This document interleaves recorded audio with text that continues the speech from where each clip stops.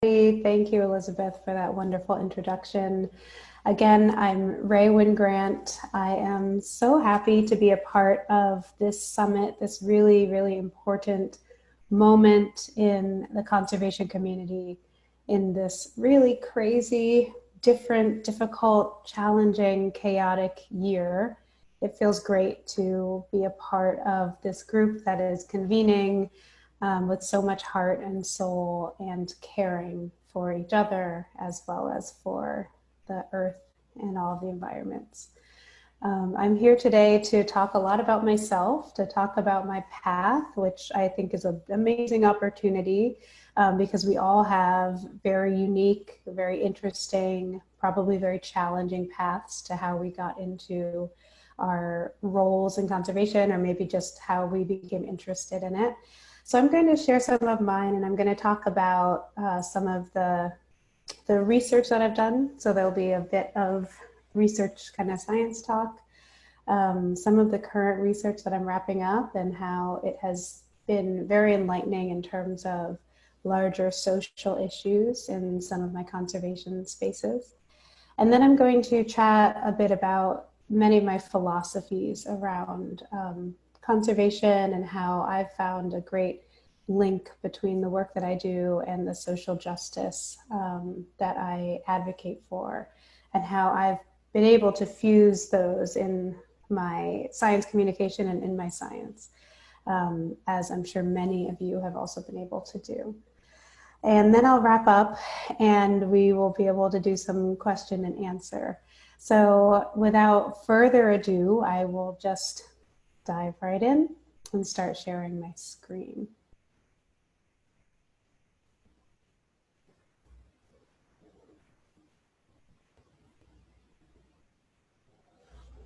Okay, so again, thank you everyone for tuning in. I am Dr. Rae Wynn-Grant. I'm a large carnivore ecologist and a National Geographic Fellow.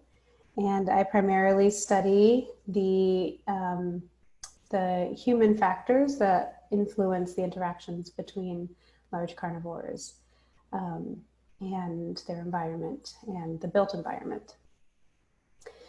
And these days I spend a lot of time in the field in very wild places, particularly in the Western United States, but also in parts of Central and East Africa. And I love using this picture because that was not always the case. So I grew up in very urban spaces. I am originally from a working class neighborhood in San Francisco. This picture was taken in the neighborhood I lived in Cincinnati, Ohio for a long time. And I always grew up in urban spaces and had a wonderful, wonderful family raise me in a very urban family. So we did not go hiking and camping and hunting and fishing and recreating in the outdoors ever. So when I spent time in the outdoors, it looked a lot like this, which was essentially, you know, making mud pies in the alley next to my house. And I love using this image because to me, it's just so non-traditional. Probably many of us find ourselves with colleagues who love the outdoors and work for nature because of their earliest experiences with the outdoors. And for me, I always knew I wanted to study animals and save wildlife and wild places, but I didn't necessarily have that connection and through experiences in the outdoors. And that's important and it's relevant. And if I were to rewind my life, I think I would have loved to, you know, had more trips to national parks or camping experiences or whatnot. But it's important, I think, that we change a narrative that that's what's required in order to become someone who's dedicated to conservation, because people from urban areas like myself, like probably many of us, are just as worthy and have just as wonderful ideas and passions for the outdoors, even if they didn't necessarily grow up in those spaces. So it's always important to me to recognize and remember my background and where I came from as a way to ground me in who I am and what I do now and what I'm working for.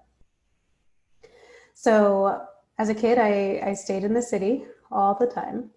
And as a student, I went off to college and began an environmental science degree as an undergraduate. And I spent a lot of time looking like this. um, and I really didn't enjoy it very much. And this is where it clicked for me that I was learning about nature from the pages of a textbook. And although I thought it was interesting, and I still thought, okay, well, you know, the natural world needs to be saved, needs to be conserved for the betterment of our planet. I didn't necessarily feel like I was enjoying the work. And so I challenged myself. So I decided, okay, well, what needs to happen is that I need to have some really intense experience in the outdoors to see if this is still worth it for me, if this is what I want to do. And so as an undergraduate, I signed up for a study abroad program that took me all the way to southern Kenya in East Africa. And it was a wildlife management study abroad program where we were living outdoors, living adjacent to a Maasai tribal community, and right next to a wonderful, well-known East African national park for a full semester. And that was my very first time pitching a tent. I remember distinctly enjoying my first hike on that trip. And, you know, out of all the students and staff that were on the hike, I was the last one. I just didn't even have the leg muscles to get me up the hill. So it was my first time, you know, even purchasing a pair of hiking boots. And I was 20 years old at the time. And most importantly, this trip allowed me to have my first experience seeing a wild animal at all. So living 20 years in the United States where there's plenty of wildlife, I had never seen a wild animal until I flew to East Africa on this trip. And that's when things really, really sunk in for me. I realized there is a career in protecting wildlife. I realized that there is a science to protecting wildlife, to learning them, understanding their behavior, and then designing you know, the best protection for them and the land that they live on and the people that they live with. And I really found that I could take everything that I learned in the textbooks and apply it on the ground. And so this is an image of me just a couple of weeks into this trip, feeling like the happiest woman in the world because finally I had nailed down, you know, a lot of my scholarly and professional purpose. And I had gotten outside for the very first time. It was pretty transformative. And so from that place, although I had a pretty back and forth experience up until then, once I had that anchored understanding of my interests, I took a pretty linear path from there. So I knew without a shadow of a doubt what I wanted to do. I knew that I wanted to study large carnivores. I was really, really interested in East African ecosystems and began an early career as a carnivore ecologist. So I focused on the lion populations that lived in close proximity to Maasai people the Maasai people that I lived with chose to maintain a very traditional lifestyle. So of course, there are plenty of Maasai people who do not and live a very modern lifestyle, but the group that I was with chose to remain quite traditional and herd livestock throughout the region. And they had some pretty difficult interactions with lions. So I spent a lot of time with the community, learning about their needs and their history on the land. And as well, I did some telemetry work, so you could see a lion in the corner with a old school radio collar on. So spending a lot of time tracking the movements of these lions in relation to the movements of the Maasai people herding their livestock, and trying to make some recommendations that protect everyone, that protect lions, that protect people, that protect livestock, that protect the earth. And that became my life's work. It's essentially still the basis for what I do in different ecosystems all over the world.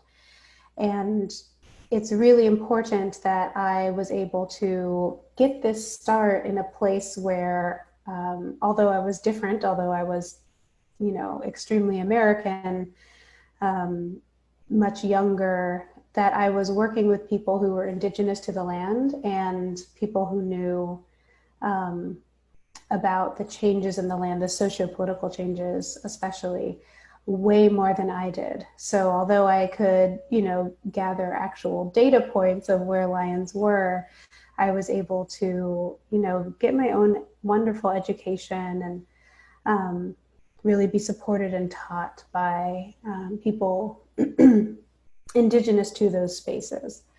And I just feel so overwhelmingly grateful for these early experiences with science and with nature, because they really helped me form a really great and sound foundation in how I approach conservation science.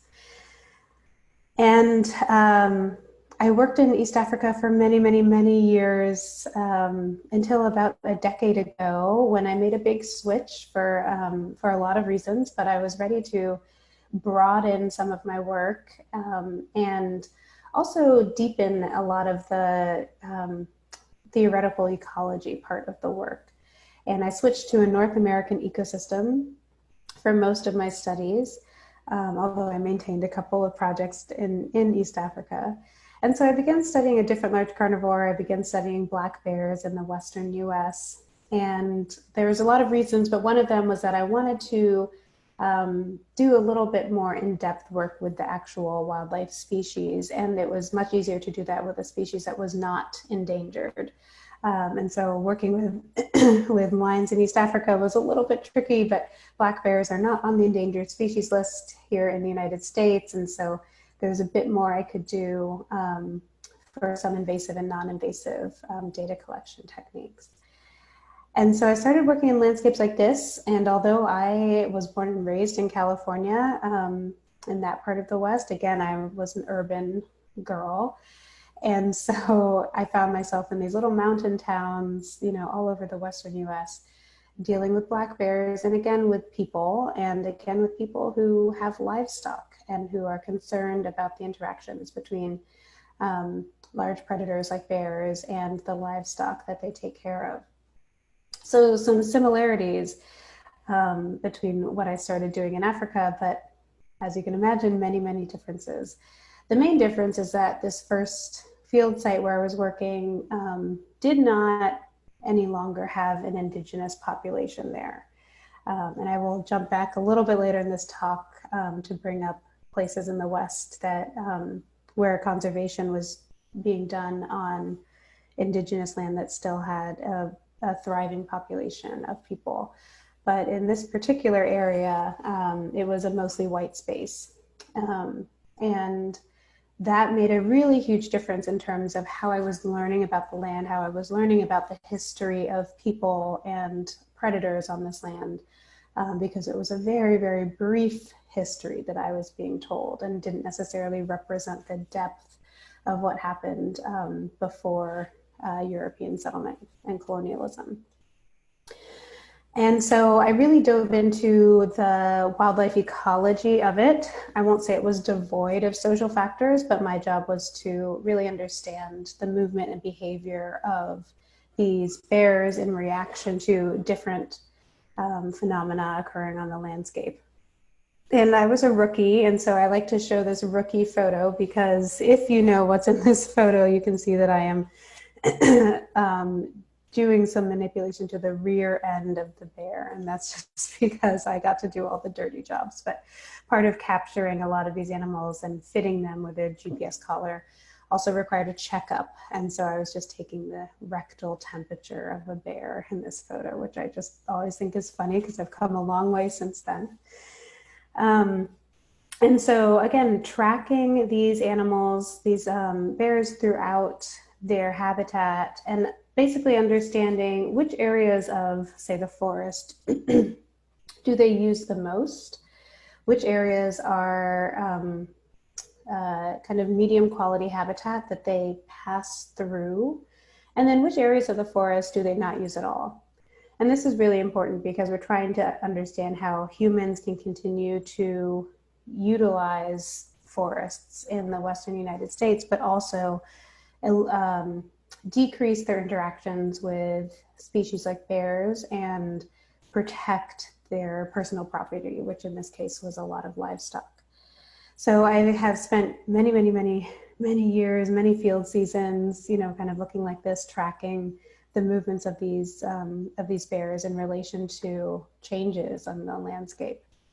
Something that's been very interesting working in the West is, of course, there are so many rapid changes and fine scale changes. So instead of just, a road or highway being built, that maybe bisects the forest, there is so much outdoor recreation that goes on. And so I've been able to identify that even these fine scale manipulations of the habitat by people, so hiking with your dog on an unpaved trail, or building a campsite and lighting a fire one night, even a lot of these seemingly harmless outdoor activities actually have a major impact on the behavior of black bears in this region and likely other wildlife species. So it's given me a lot to think about in terms of how we kind of define coexistence, how we define interactions, because very often, and if any of you do a lot of outdoor recreation in the United States, you may understand that very often we're surrounded by wild animals, especially predators, but they see us and we don't see them. And they react to us and we might not necessarily be reacting to them. So there's a lot of science work that I'm continuing to develop, and recommendations I'm continuing to make about, what that really means when we talk about coexistence and who coexistence is really addressing. Oops. And so I've developed a really great and I think strong bond with a lot of the bears in North America, and it's been wonderful. And it spans different seasons. So in the wintertime, I get to do my very favorite part of field work that I'm sure everyone can understand why it's so great. And that's when we check on the female animals that have given birth during winter hibernation. And part of that is giving little medical checkups to the bear cubs when they're in the den. And although it is just absolutely adorable and really, really fun to snuggle little black bears in our jackets, like human babies, they're too young to create their own body heat. So when we do these checkups, it's actually important scientifically to use our own body heat to keep them warm. So this is snuggling bears for science. But actually the reason that we give them such a thorough checkup is because the survival rates for cubs are highly variable. And so we're actually making sure that we get to know them as well as we can, because there's such a high likelihood that they will not survive for very long. And that's because of humans. So when we see female bears in areas that are likely devoid of human interaction, their cubs are more likely to survive. But females who give birth to cubs where they might, after they emerge from hibernation, where they might interact with people more, whether that's getting into trouble with garbage cans or crossing roads and highways, their cubs are much less likely to survive. So we monitor these cubs, we tag them, and then the idea is to find them again at some point in the summer when they're about 6 months old, and find this female bear and see if she has the same number of cubs that she had before. In this part of my study system, the number one cause of death for black bears is vehicle collisions, and cubs are overwhelmingly more likely to be hit by cars than adults. And that is driving a lot of change in terms of population growth for these animals, and tells me a lot about what's working in conservation, what's working with, aiming towards coexistence in these spaces. And I just want to run through some of these images. I'll be quick about it, but I do want to say that I have been very fortunate to have some experiences in the tropics as well. So not just savannas of East Africa and more arid regions of the Western United States, but I've done a bit of primate work in different parts of Central Africa and then also Madagascar, where this photo comes from, in the last few years. So I started a lowland gorilla project in the Congo Basin last year. And then in 2016, got to do a lemur project in Madagascar. So again, all of these related to tracking wildlife, so tracking their movement and understanding their behavior, but very, very different than the carnivore work I've done, especially in Madagascar, as you can see in this image, studying an arboreal species, so actually having to hoist myself into the canopies of the trees in order to get a good understanding of where these animals are, instead of looking down, which is what I was used to doing for years, actually going up. And again, just having some really great opportunities. I just kind of took some risks and was able to say yes to some opportunities to broaden my understanding of wildlife ecology to different groups that I wasn't used to working with. And it's been really, really wonderful for me to be able to say yes and again begin working with people with long histories on that land. So this particular lemur project, I was working with a team of Malagasy researchers. And so I was able to bring my expertise in terms of geospatial modeling and tracking of these animals. And I was able to learn from local indigenous experts in the ecology and the behavior of these animals and the rainforest dynamics. So again, I've been very, very fortunate. I really sought out these opportunities, but it's allowed me to bring a lot of those ideas back into my work and sometimes, expand even more to different types of carnivores.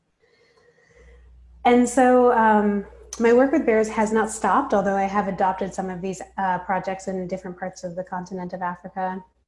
I'm still pretty dedicated to, understanding what's going on with North American predators and people, and really getting a sense for how we can design conservation that is serving the wildlife species and the people most in need. And so that brings me to the work that I'm wrapping up right now. And that is in a different part of the West, in the Northern Great Plains. So this is an area with a very challenging history, a history that often isn't acknowledged in conservation circles. So in the Northern Great Plains, we often hear that the wildlife, a couple hundred years ago, were exterminated from the landscape in order to make way for opportunities for agriculture. And so these wildlife species that are native to the landscape are kind of just now getting the opportunity to return to these landscapes and thrive again. So I was employed by National Geographic Society, which is the nonprofit grant-making arm of National Geographic, to do some work looking at the different pathways and corridors that grizzly bears are going to use as they try to recolonize this historic habitat in the Northern Great Plains of Montana. And actually, on my first trip to this area, I found myself sitting down with a bunch of different people who live on the land, who live in a landscape that is devoid of these animals. And many of them were from the Nikita tribe, indigenous tribe there. And I was able to hear really different perspectives than what I was getting from my conservation colleagues. And that was that although the people that I was chatting with supported the wildlife conservation ideas, there was this deep, deep kind of feeling of being quite offended that so much money and energy and attention would be put towards bringing back the animals that once roamed those areas, especially the bison. But there's no way to bring back the people who were slaughtered on that land. And not everyone from the tribal group nearby was necessarily sure that they supported the wildlife conservation work, because it seemed that the organizations that were interested in doing it would feel pretty accomplished and able to, kind of wash their hands of the issue if they were able to restore bison and their predators. But there was no efforts to restore the heart and soul of that land in terms of the genocide that occurred there, the human rights violations that occurred there and continue to. They couldn't bring back the ancestors who were killed and removed from that land. And they also weren't returning the land to the original people who lived there.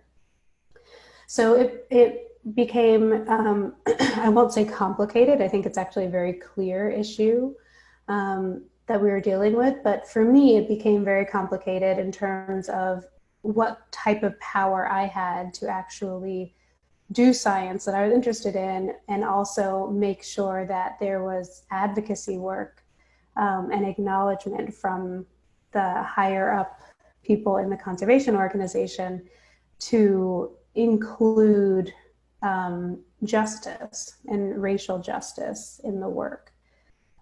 That is something that is still ongoing, that is still part of the larger issue, and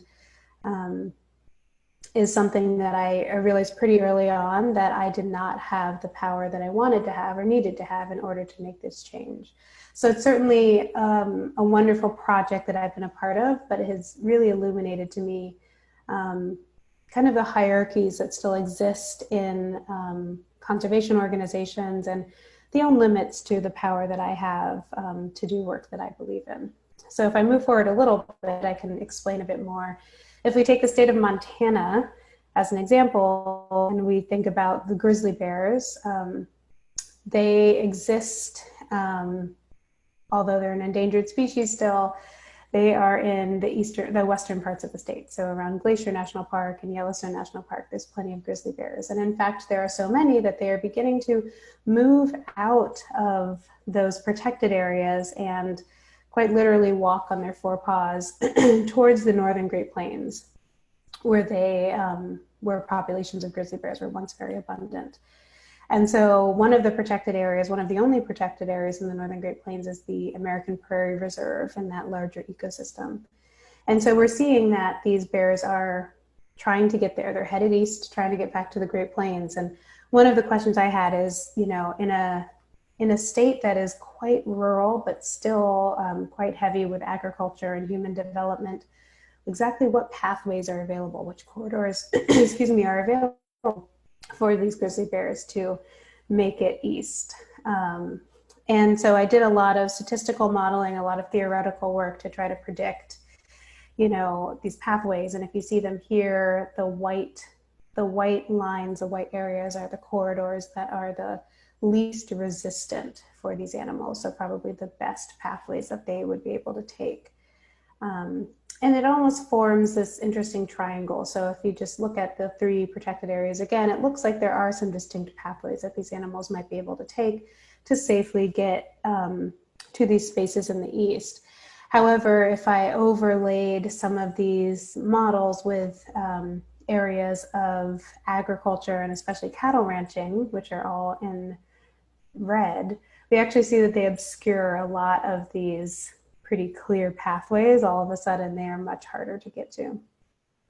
And so if we look at, again, the blue spaces, the blue little circles that I made around the American Prairie Reserve protected area in the Northern Great Plains, there are even a lot of cattle ranchers that are very, very close by to that reserve.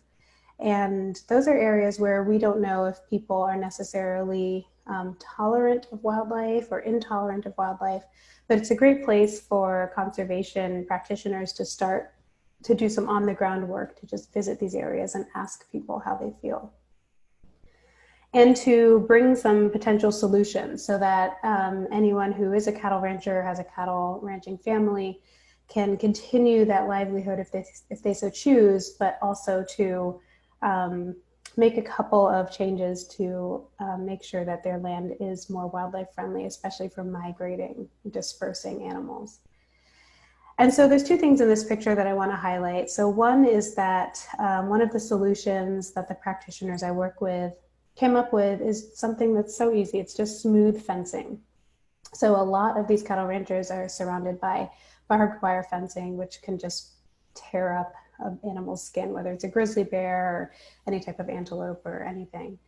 And so just replacing the bottom the bottom line of fencing with smooth fencing allows, like you can see here, animals to pass through without being hurt or harmed. And so the ranchers that have adopted even this easy technique have seen a huge increase in native wildlife return to their ranches, including predators, without consequences to their ranching lifestyle, which is a big change. There are many, many bigger changes that we are proposing, but even some of these small ones make a huge difference when it comes to connectivity of habitat. The other thing I want to point out in this picture is that getting back to some of the history of the area, there are some folks on this landscape in Montana that are indigenous cattle ranchers. And so there's this family here that I want to highlight, and they were the first ranchers to adopt any of the wildlife-friendly ranching techniques that we were recommending. And one of the reasons is because they have an indigenous heritage to that land and strongly believed that creating wildlife-friendly landscapes was a part of their cultural identity that they really believed in and wanted to promote.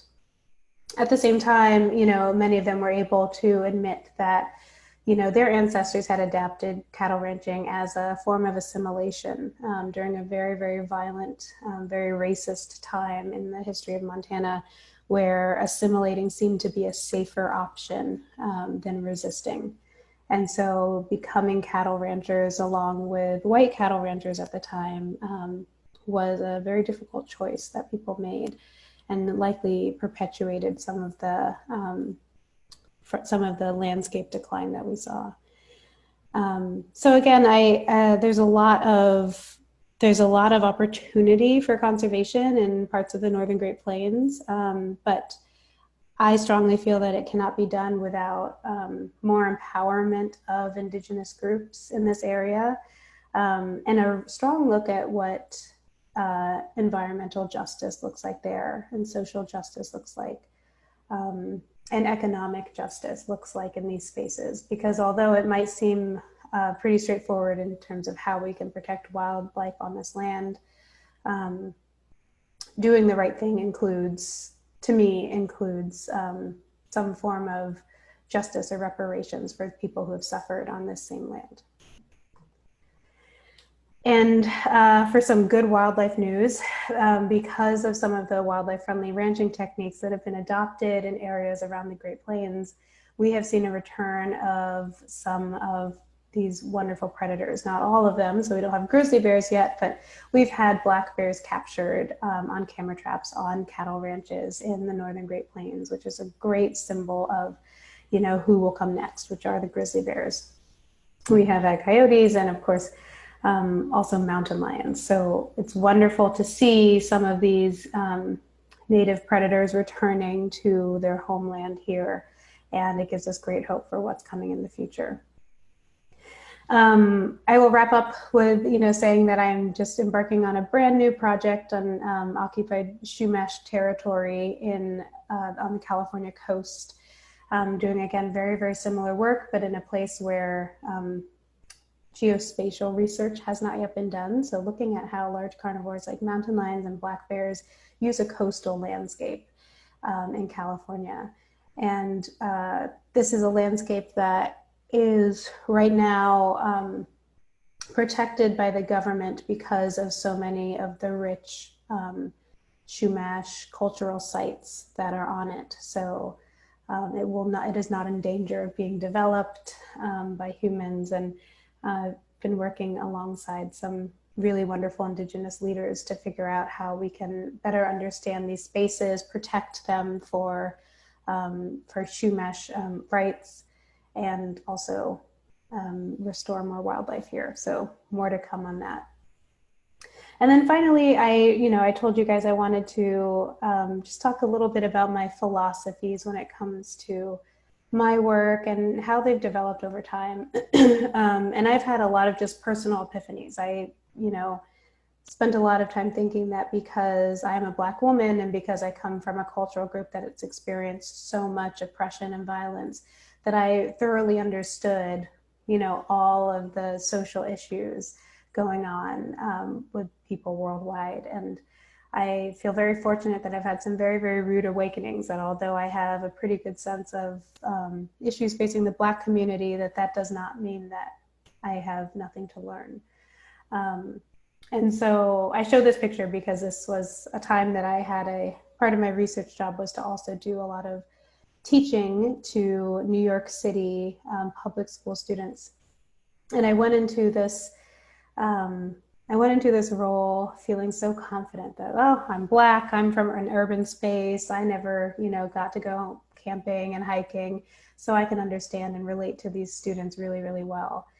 And that was not at all the case. So I went in pretty cocky and arrogant that I had it all figured out, and ended up learning so much from these students who were, these students at least, were almost entirely first generation Americans, and they were the children of immigrants from different parts of the world. So although many of them were Black and brown, they had wildly different backgrounds from me and had wildly different opinions about experiences with understandings of nature from different places.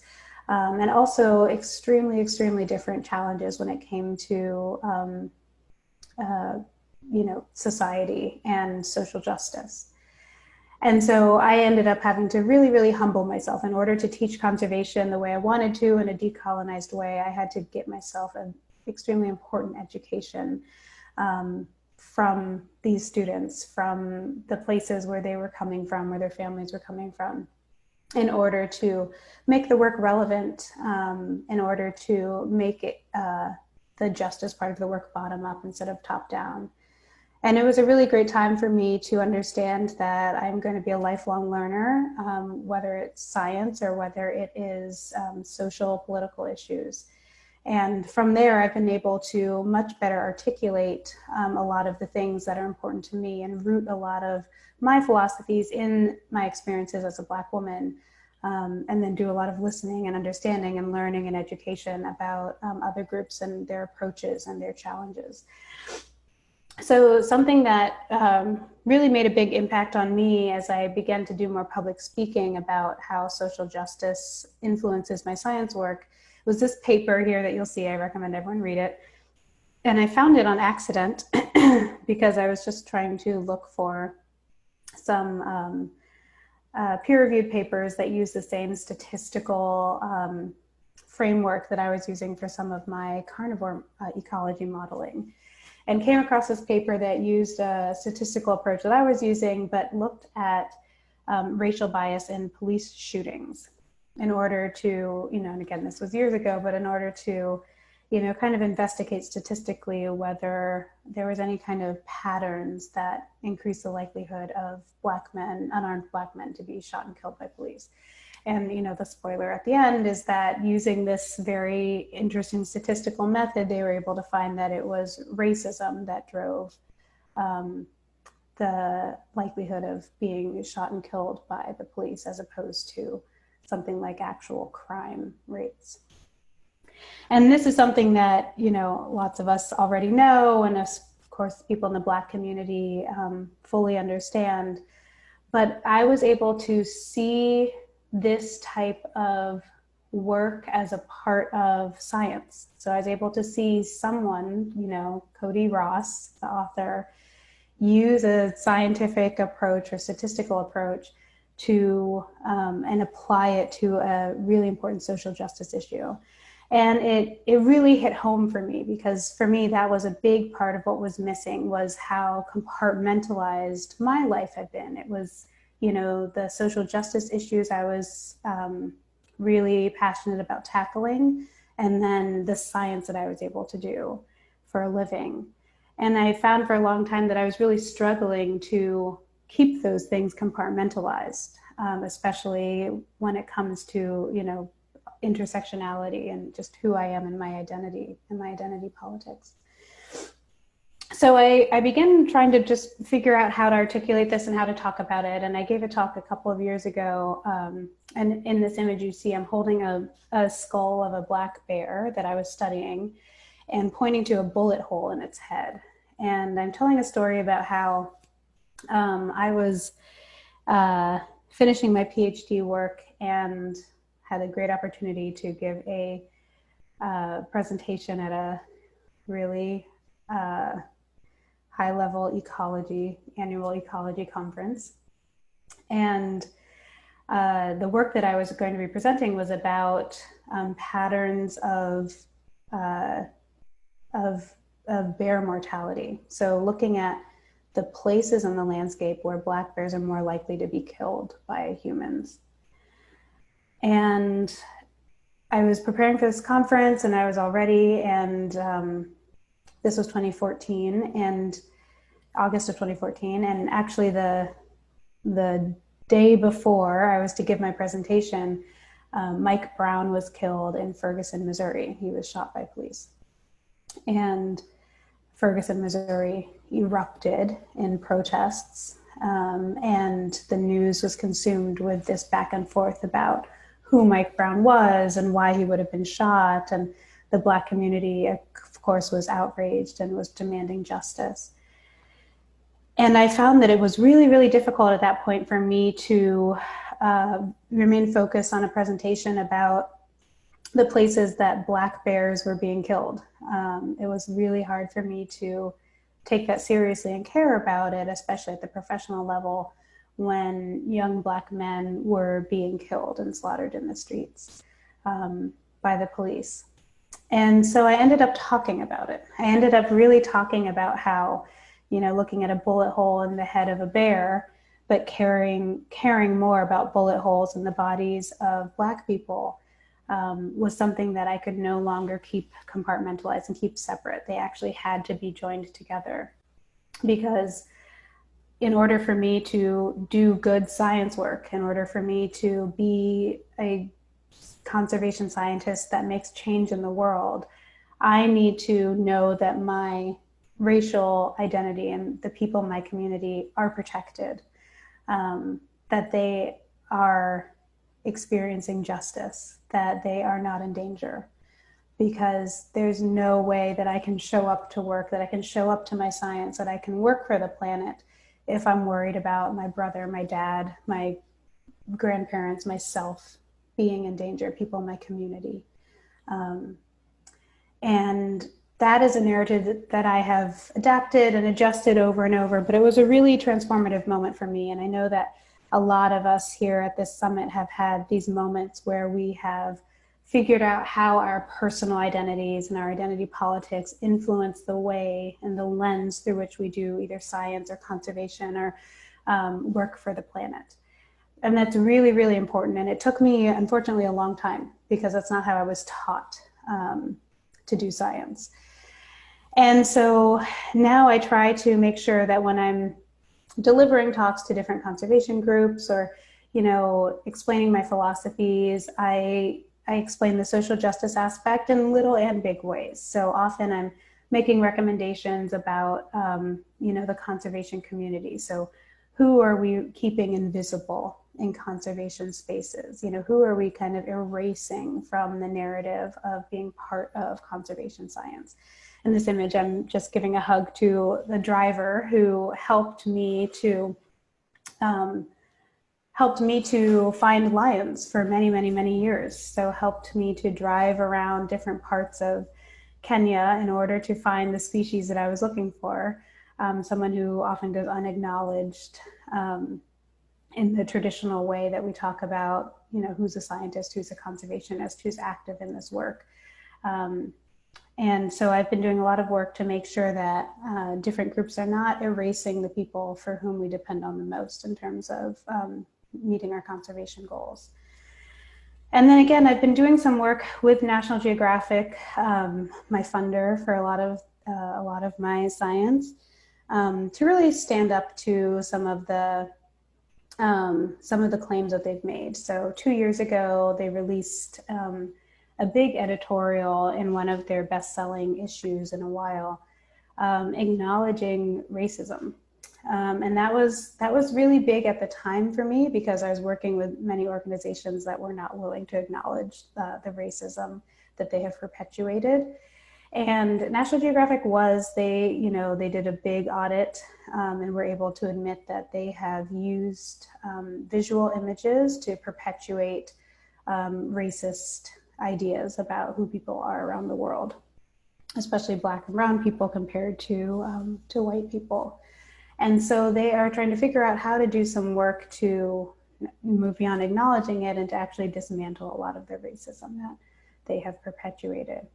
And I've been a part of some of those conversations and been able to actively participate along with lots of people from lots of different backgrounds in order to give some advice. And again, it set that organization apart from me at the time, because the other groups I was working with were not able to acknowledge their participation in racism. And finally, I think that this wonderful summit is going to focus so much on allyship,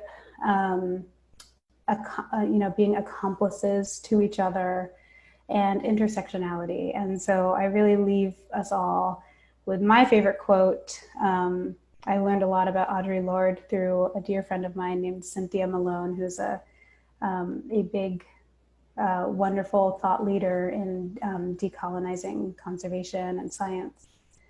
But it says, "There's no such thing as a single issue struggle because we do not lead single issue lives." And again, that is just defining what intersectionality is. And it's so important to bring thoughts like that into the conservation spaces. And I know that's what a lot of this summit is going to focus on, is how our different identities and beliefs and histories influence the future of conservation and conservation leadership in particular. And so I'm just so excited for us to engage in these conversations, and I'm definitely feeling excited to learn as much as possible from everyone participating. So with that, I just want to thank everyone for having me. It's truly an honor to be able to lend my ideas and talk a lot about myself. And I've been through a lot, but I have a long way to go. And knowing that there's this wonderful sisterhood right around me doing this great work, that we're all linked in this together and that we're all helping each other be better is so important. So I'm extremely honored for this and can't wait for everything that's next. Thank you very much.